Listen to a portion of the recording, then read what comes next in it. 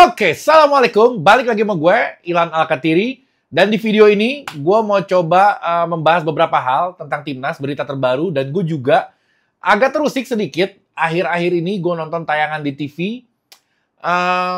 Kenapa sampai sekarang itu isu naturalisasi dan isu lokal ini masih terus diangkat menjadi tema mereka gitu. Ada beberapa TV yang angkat isu ini. Kenapa juga itu TV tiba-tiba sekarang menjadi si paling bola juga. Dan tiba-tiba membahas hal yang menurut gue itu bisa memecah belah lagi yang sebenarnya kemarin sudah bersatu. Gue sebelum ke sana mau mengingatkan dulu untuk kalian sebelum nonton video gue, pastikan kalian udah sholat dulu. Jadi jangan jadikan gue penghalang kalian untuk sholat. Jadi lo pause video gue, lo ambil wudhu, sholat dulu kapanpun waktunya. Zuhur, asar, maghrib, kapanpun kalian nonton. Utamakan itu, setelah itu baru nonton gue lagi. Jangan jadikan gue yang tadi, penghambat kalian untuk melakukan kewajiban kalian. Oke? Selain itu juga gue minta like video ini sama kalian. Kalian like video ini agar ratingnya bagus dan video gue semakin disebar kemana-mana. Oke, gue mau coba masuk dulu ke ke yang tadi udah gue buka di awal. Jadi ada beberapa hal yang menurut gue perlu gue tanggapi gitu. Bukan perlu gue tanggapi, gue gatel aja gitu. Gue nonton, full gue tonton. Gatel gue jadi pas lagi nonton, gue ikut ngejawab sendiri gitu. Karena gue pegel. Ini sebenarnya kasus ini, isu ini nih udah basi di dunia kita, di media sosial ini udah basi. Tapi kenapa tiba-tiba televisi ngangkat lagi berita ini, diundang lagi tamunya, dan herannya tuh bagi gue, tamunya juga ikutan seru gitu. Ikutan seru ngebahas ini, debat-debat juga, senior-senior kita. Mau ngapain lu uplek-uplekan di situ gitu maksud gue. Ini kita timnas lagi berprogres, timnas kita lagi bagus, butuh support, timnas kita lagi mau menghadapi pertandingan penting. Tiba-tiba kalau namanya debat, pasti ada yang pro, pasti ada yang kontra. Nah ini yang nyinyir ini yang mengganggu justru. Banyak, nggak cuma satu orang, ada beberapa orang yang justru akhir-akhir ini muncul yang sebelumnya nggak pernah ada, dan nyinyir lagi. Itu bagi gue mengganggu konsentrasi pemain dan officialnya. Gue yang penonton aja, gue merasa terganggu gitu. Yang harusnya gue happy dengan performa timnas sekarang, yang harusnya gue happy dengan pencapaian timnas sekarang, tiba-tiba gue harus ada sedikit kesel mendengar isu-isu yang kayak gitu. Harusnya happy aja. Kenapa sih kehidupan kalian tuh kenapa harus selalu diselimuti oleh hal-hal yang berbau negatif? Happy aja, bawa santai. Orang lagi seneng kok tiba-tiba digrecokin. Oke. Gue mau yang pertama. Jadi ada senior kita, Pak Budi Setiawan di TV One, gue nonton, dia bilang kayak gini. Kurang lebih kutipannya kayak gini. Dengan banyaknya naturalisasi, itu mempersempit pemain asli Indonesianya. Jadi ketika pemain naturalisasi banyak yang didatangkan dari Eropa, nanti otomatis pemain yang ada di lokalnya itu, di Indonesianya, yang dari Liga 1 ini, peluang untuk masuk ke timnasnya itu agak sempit. Memang benar kayak gitu. Ternyata faktanya seperti itu.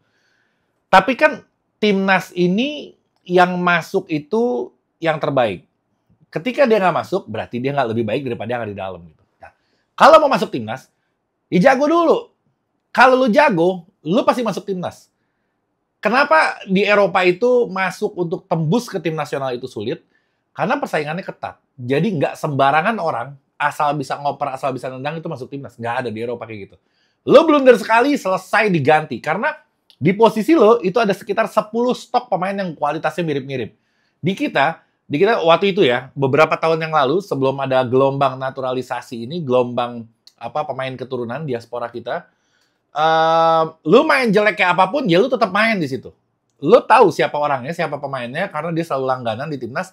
Mau blunder kayak mau salah ngoper mau apa, ya lu lagi yang main gitu. Bahkan kalau dibilang mempersempit persaingan di lokalnya, bahkan sebelum ada naturalisasi juga memang sempit juga. Dari sekian ratus banyak pemain bola yang ada di timnas, ya memang itu aja. Dari dulu juga kayak gitu.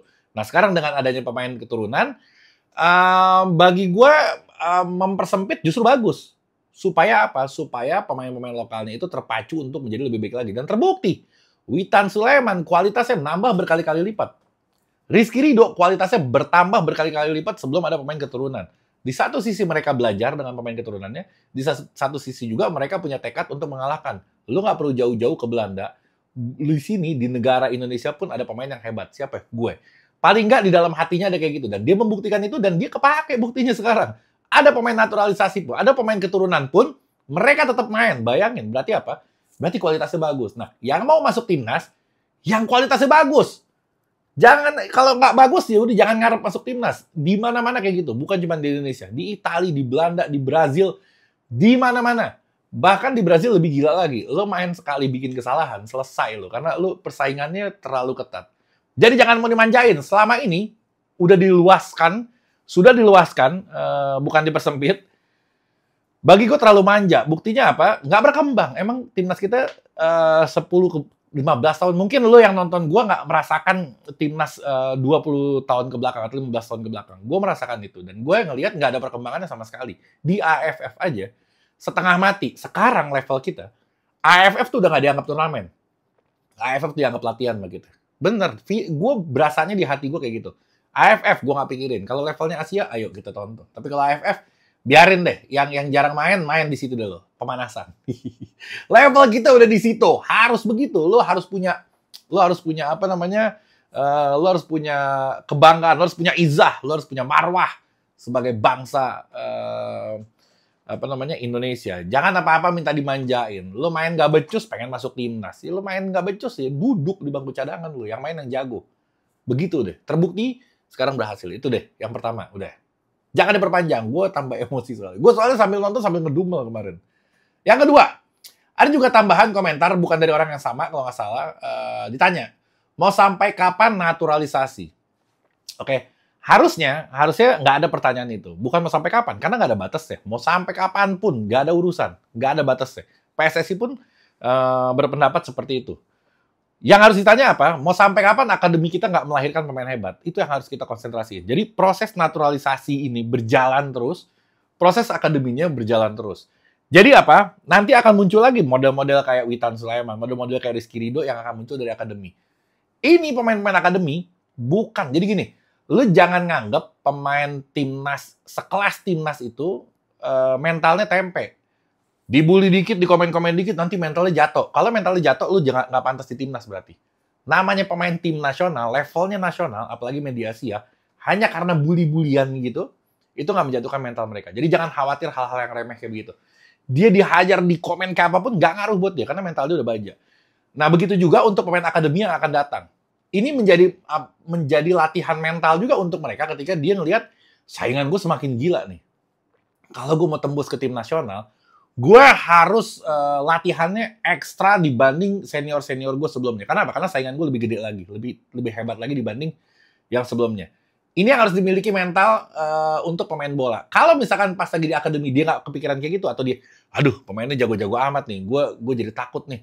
Ya berarti lu memang nggak pantas jadi pemain bola, karena belum apa-apa aja lu udah kalah sebelum berperang. Oke, itu dia maksud gue. Yang ketiga, poin ketiga adalah, ada lagi yang ngomong kayak gini, timnas Indonesia ini bagus karena ada tambahan pemain naturalisasi. Bukan karena Sintayong lah, kurang lebihnya kayak gitu. Jadi Sintayong latih, ada pemain naturalisasi jadi bagus. Jadi bagusnya ini karena pemain naturalisasi, bukan karena racikan dari Sintayong. Ada komentar kayak gitu. Terus disambung lagi, berarti kalau misalkan bukan Sintayong, bagus juga dong. Pertanyaannya kayak gitu. Ya gue ngejawab lagi-lagi, gue ngejawab depan TV. Sekarang gue ngejawab depan kamera gue. Gue bilang ya bener. Mau siapapun yang ngelatih, kalau kualitas pemainnya bagus, ya bisa bagus juga gitu. Nggak Sintayong pun bisa bagus, bener. Gue sepakat akan hal itu. Terus dengan itu, Sintayongnya dipecat, diganti sama yang lain. Ya kan nggak juga dong. Masa gara-gara timnas jago karena tambahan pemain naturalisasi. Berarti kalau bukan STY, itu bisa juga. Ya udah kita ganti STY. Kayak kan nggak gitu. Masa tiba-tiba orang ada kontrak diganti? Kan intinya apa? Intinya itu timnasnya bagus. Intinya kan itu. Timnasnya bagus. Mau ngapain kita udah ada pemain bagus, pelatih bagus, timnasnya bagus, tiba-tiba so ide diganti dengan pelatih baru. Kalau bagus. Kalau nggak bagus, itu kan menjadi PR lagi. Jadi silakan berpendapat. Oke, menurut Anda misalkan timnas bagus karena tambahan pemain naturalisasi. Kalau pemain jago, tapi pelatihnya nggak bisa menempatkan di tempatnya atau nggak bisa meracik untuk mengembangkan melebihi kemampuan si pemain itu, ya nggak jalan juga. Jadi pemain jago harus dibarengi dengan pelatih jago. Kalau pemain doang yang jago, pelatihnya nggak akan jalan juga. Kalau pelatihnya jago, pemainnya enggak, ya nggak akan jalan juga. Sintayong selama ini dikasih pemain yang nggak jago-jago amat.